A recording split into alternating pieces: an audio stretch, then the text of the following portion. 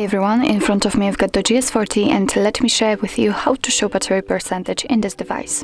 So if you'd like to show exact battery percentage near the battery icon, then just follow all of the steps. Just enter the settings, it's very simple. Now let's tap on the battery and here let's scroll down to the very bottom. As you can see here we've got the battery percentage option, so simply tap on the switcher here and right next to the battery icon we've got right now the exact percentage of the usage of the battery. Of course you can turn off this option just by tapping on it, but let me leave it like this. At least I do not have to guess how many percentage I've got. So actually this is it. This is how to show battery percentage on the status bar in your DOOGEE S40.